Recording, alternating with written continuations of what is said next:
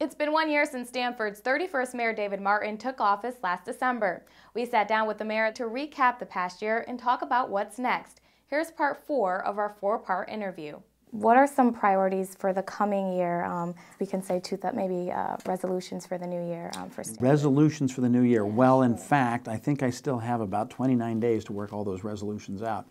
But I will tell you that we have a working list, a work in progress list, where we keep track of what we'll call major issues, major opportunities.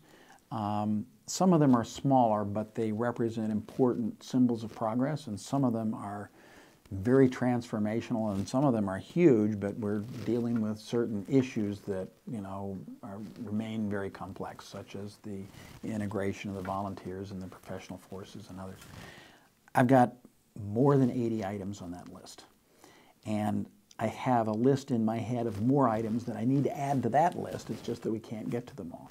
So it's a huge spectrum of things that need to be done, but I will tell you some of it that yet needs to be done is that I want regular tracking of our crime statistics and our response time statistics for the ambulance, for the fire, and for the police by neighborhood across the city, and I want to have that available to me every 6 months at a minimum. And we're making progress on that objective. I want automatic vehicle locators installed in all of the public works equipment, and make certain that that helps us with our snow removal and leaf pickup and other routine highway functions. And we've largely got that done, but we still have a way to go. One of the things that we worked on last season, the snow season, was a very rough season. More incidents, I think, than has happened in 10 years. There are potholes everywhere. I declared pothole week just so that we could make certain that people were reporting all the potholes. We're changing our technology for potholes this year. And I give a lot of credit to Ernie Ojira, our Director of Operations, and Tom Turk, our Director of Highways. But before, we've used cold asphalt, and unfortunately, cold asphalt oftentimes in cold weather doesn't stay in the pothole. It comes back out again. And you end up with the pothole you think you fixed is back again. The public's wondering why the pothole wasn't filled. Well, actually it was, but it's back again. We've now got to go fill it out a second time, which drives the cost up. But basically, we're going to change to a method where we think we can put hot asphalt in. And we began trying that at the end of last season. And hopefully that will reduce the cost of filling potholes by 40%. And just as importantly, hopefully they'll stay filled so that people won't be driving over potholes. We are, as I said earlier, I want to expand that video recording to all boards and commissions. We are working on putting in automatic vehicle locators in the police vehicles so that we can do a better job of responding in emergency management. And if there is an issue with the police, that we know how to protect our police officers as well. We are working on surveillance cameras. Right now we are focusing on locations where there has been a lot of illegal dumping.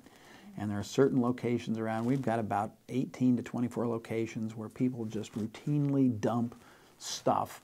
And it's an expense to pick it up, but it just detracts from the neighborhood. There's nothing worse than, there's worse things, but somebody just dumps on your street their junk.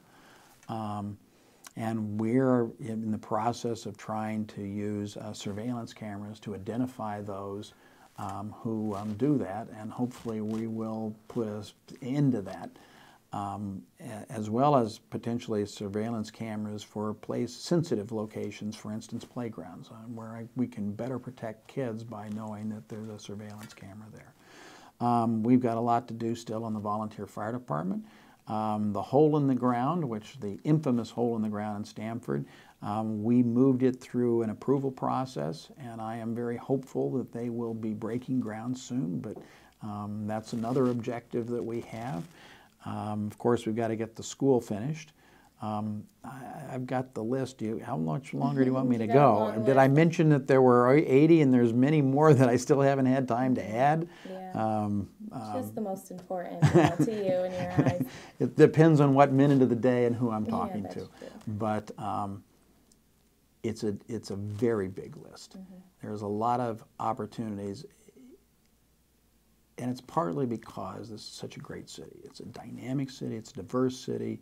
It's on the move. We are seeing young people move back into Stamford, and the whole state of Connecticut has had an exodus of people that are, shortly after high school, after college, and you can talk to any number of parents that are wishing that their kids would come back, and many do, but many have left. And Stamford seems to have reversed that, and it's putting a new energy into our downtown.